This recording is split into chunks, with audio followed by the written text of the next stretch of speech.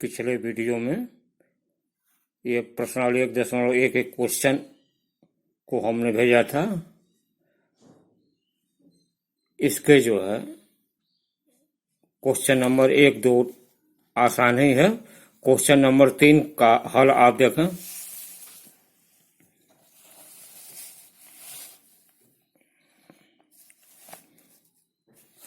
Question number 3 आपका है, पहले आप देख लें। तीन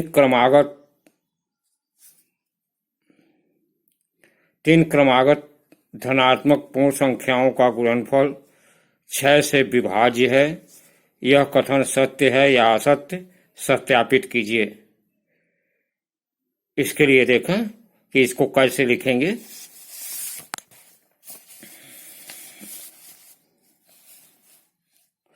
इसके लिए पहले मान लेते हैं कि मानिए 3 क्रमागत धनात्मक पूर्ण संख्याएं n+1 तथा n+2 हैं। हम जानते हैं कि यूक्लिड प्रमेयिका के अनुसार यदि कोई संख्या a b से विभाज्य है तो a बराबर bq प्लस 0। यदि यह 6 से विभाज्य होगी तो a बराबर 6q होगा। n+1 n+2 बराबर 6q, जो तीनों संख्याएं क्रमागत का गुणनफल बराबर 6q। n बराबर 1 रखने पर 1 × 2 × 3 = 6q, 6 बराबर 6q। अतः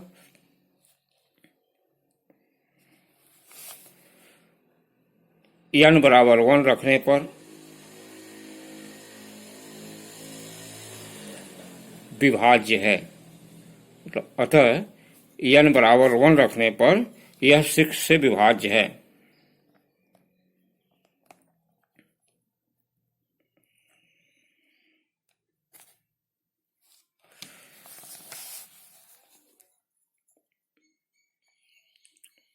यदि n बराबर 2 रखते हैं तो 2 × 3 × 4 = 6q, अर्थात 24 = 6q। अतः n बराबर 2 पर भी विभाज्य है। n बराबर 3 रखने पर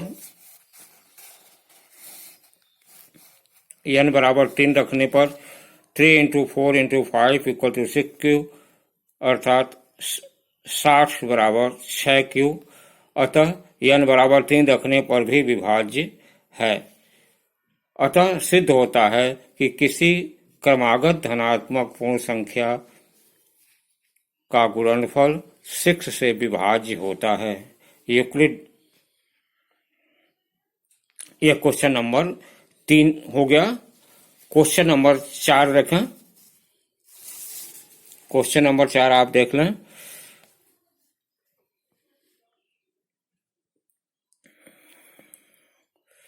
एक धन पूर्णांक 3q + 1 के रूप में है, जहां q प्राकृतिक संख्या है।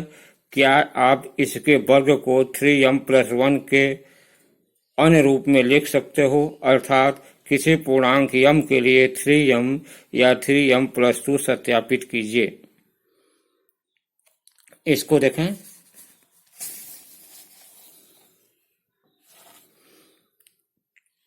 यूक्लिड विभाजन प्रमेयिका से a = bq + r, जहां r is greater than equal to 0 and less than b।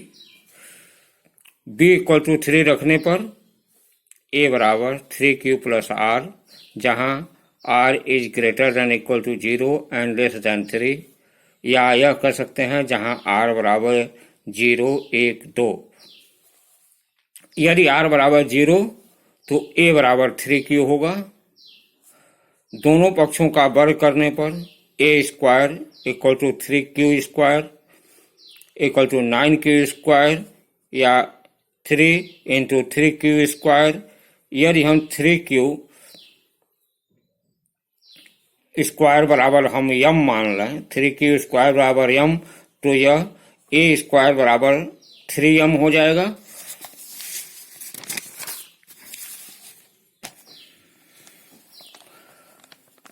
r बराबर 1 रखने पर a बराबर 3q + 1, वर्ग करने पर a स्क्वायर बराबर 3q + 1 का होल स्क्वायर, इस होल स्क्वायर को खोल देंगे तो 9q स्क्वायर + 6q + 1 हो जाएगा।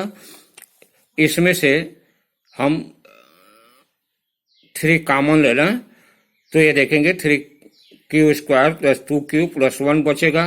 यदि हम यह मान लें 3q square + 2q = m, 3q square + 2q = m, तो यह a स्क्वायर बराबर 3m + 1 के रूप का होगा। उसी प्रकार यदि r बराबर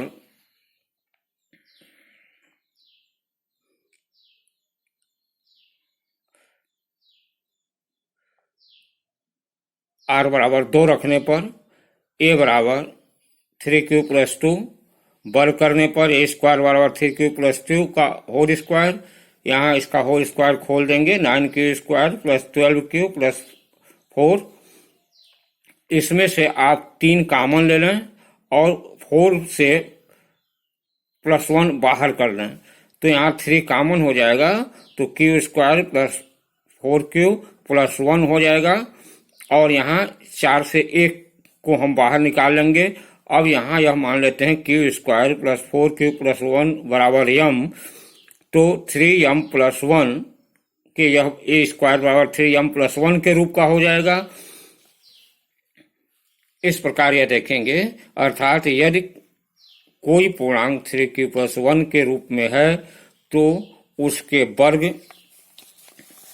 को 3m या 3m + 1 के रूप में लिख सकते हैं। इस प्रकार यह सिद्ध हो जाता है। 5वां क्वेश्चन है, दिखाइए कि प्रत्येक धनात्मक विषम संख्या को 4q + 1 या 4q + 3 के रूप में लिखा जा सकता है। इसके लिए देखें, माना कोई धनात्मक विषम पूर्णांक संख्या a है जिसे 4 से विभाजित करने पर भागफल q तथा शेषफल r आता है। यूक्लिड विभाजन प्रमेय के अनुसार a बराबर 4q + r, जहां r = 0, 1, 2, 3। r बराबर 0 रखने पर a बराबर 4q होगा, यह पहला समीकरण बनेगा। r बराबर 1 रखने पर a बराबर 4q + 1 ये दूसरा समीकरण बनेगा। r बराबर 2 रखने पर a बराबर 4q + 2 तीसरा बनेगा। r बराबर 3 रखने पर a बराबर 4q + 3 ये चौथा बनेगा। उपरोक्त में a बराबर 4q, a बराबर 4q + 2 सम संख्या के रूप में मान सकते हैं। अतः जब a विषम होगा तो a बराबर 4q + 1 तथा 4q + 3 के रूप का होगा। यही आपको सिद्ध करना था। 6वां क्वेश्चन देखेंगे, दिखाइए कि किसी धनात्मक पूर्णांक का वर्ग 5q, 5q + 1 या 5q + 4 के रूप का होता है, जहां q एक धनात्मक पूर्णांक है।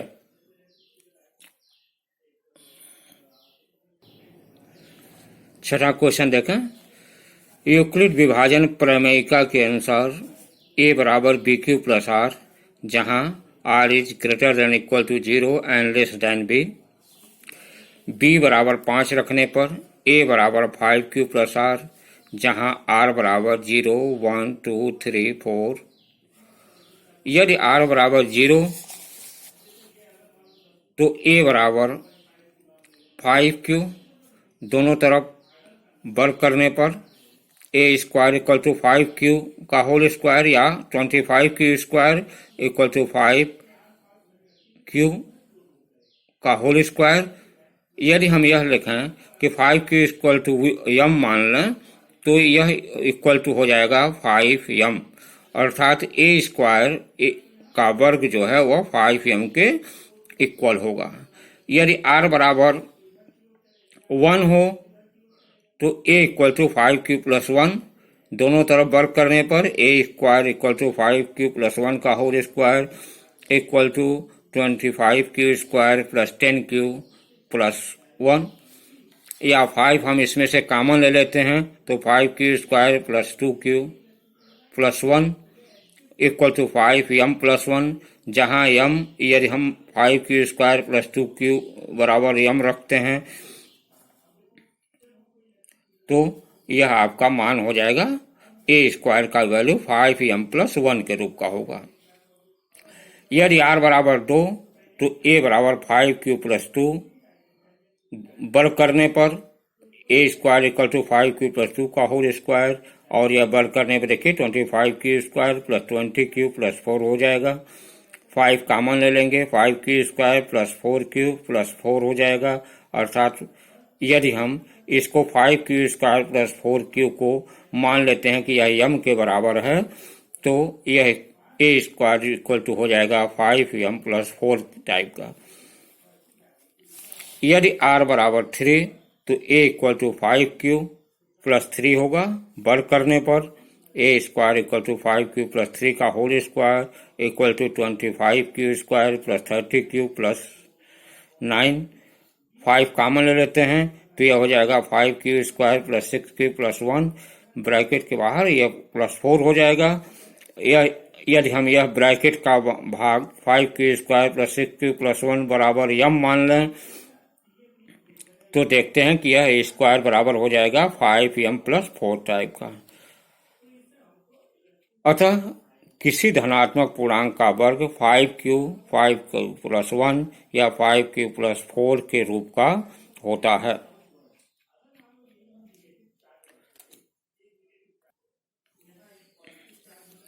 सातवां क्वेश्चन देखें। दिखाइए कि किसी धनात्मक पूर्णांक का वर्ग 3m या 3q प्लस 1 के रूप का होता है। यह ठीक 6 की तरह है, इसको आप लोग अपने से करिएगा। 8वां क्वेश्चन देखें।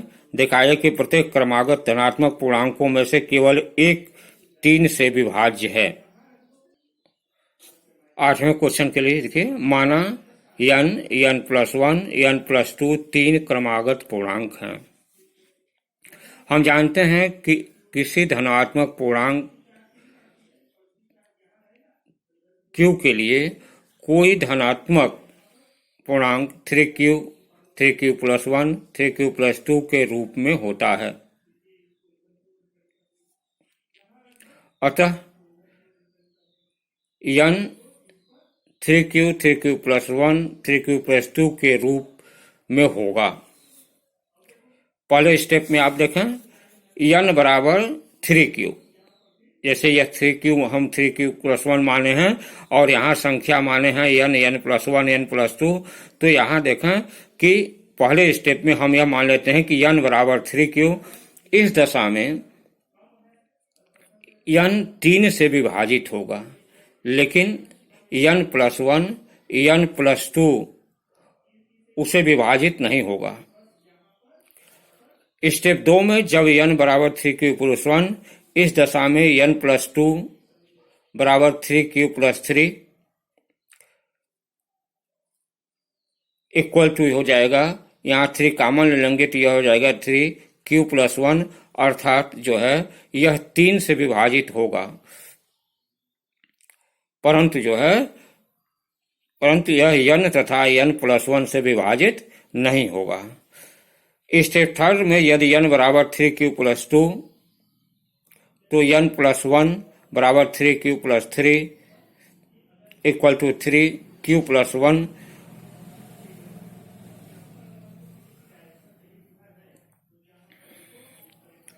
यह देखिए यहाँ 3 कॉमन ले लेने से यह हो गया कि यह BQ के रूप में हो गया।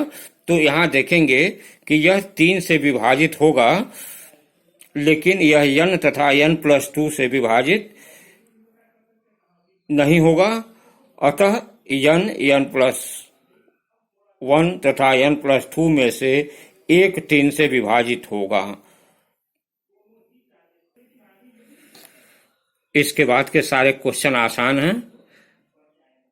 इसका भी हमने आपको भेज चुके हैं, ये क्वेश्चन का हल भेज चुके हैं, इसमें भी इस क्वेश्चन का हल भेज चुके हैं। शेष क्वेश्चन को आप लोग अपने से लगाइएगा और ये सब जो है और सबसे बड़ी संख्या ज्ञान कीजिए, जिसे इतना इतना से भाग करने शेषफल इतना आता है, तो इसको घटा करके और फिर इसका जो है आप लोग महत्तम निकाल लेंगे। ये संख्या इसमें से, यह संख्या इसमें घटाने के बाद जो आता है उसका महत्तम ले लेंगे।